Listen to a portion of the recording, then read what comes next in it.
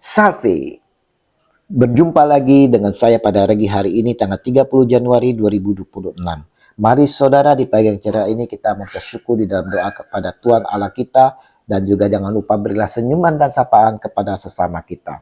Kita awali perenungan pagi hari ini dengan tanda kemenangan kita. Dalam nama Bapa dan Putra dan Roh Kudus. Amin.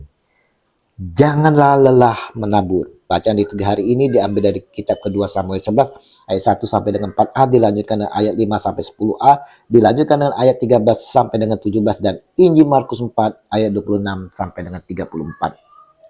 Saudara-saudaraku yang terkasih, melalui Injil yang kita baca dan renungkan hari ini, saudara, Yesus mau menyampaikan tentang kerajaan Allah yang diumpamakan sebagai benih yang ditaburkan serta biji sesawi yang ditaburkan.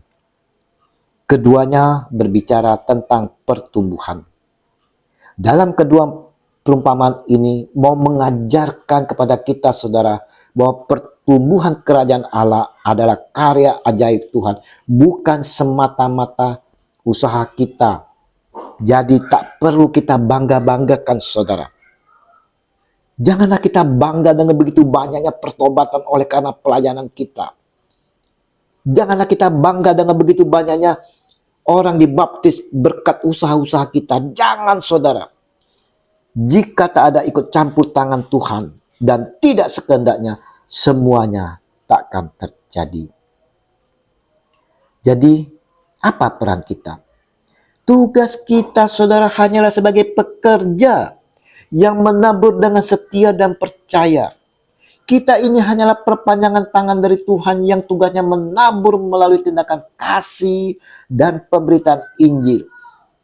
Namun, kita tak berhak menentukan atau memaksa pertumbuhan.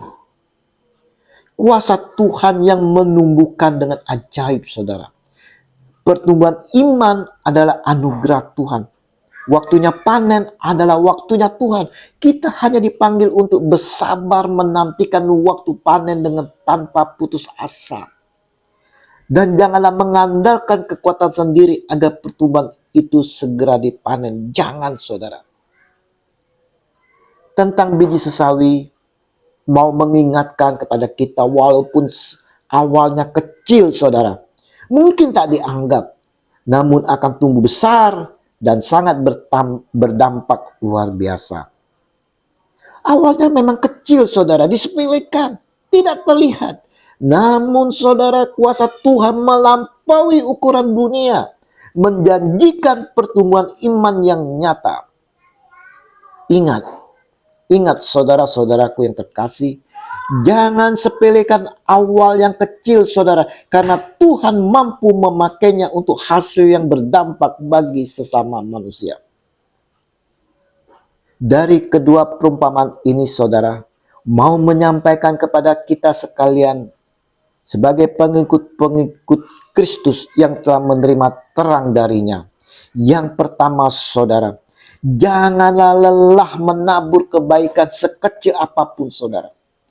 Yang kedua, saudara, percayalah bahwa Allah akan memelihara benih yang kita taburkan.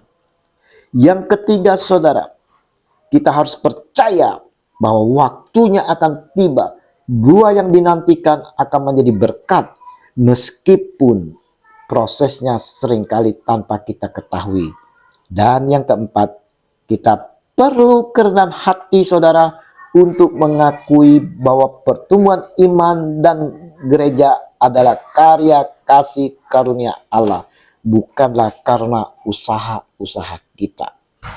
Mari saudara-saudara yang terkasih, kita mau selalu tetap memiliki iman sepenuhnya kepada Allah Sang Pemilik benih, dan kita ambil bagian dalam pertumbuhan iman dan gereja dengan penuh kerendahan hati, mau sebagai pekerja-pekerja Allah untuk mengembangkan kerajaan Allah. Damai sejahtera dari Tuhan kita Yesus Kristus selalu menyertai kita di mana saja kita berada. Amin. Dalam nama Bapa dan Putra dan Roh Kudus. Amin. Shalom Alehim.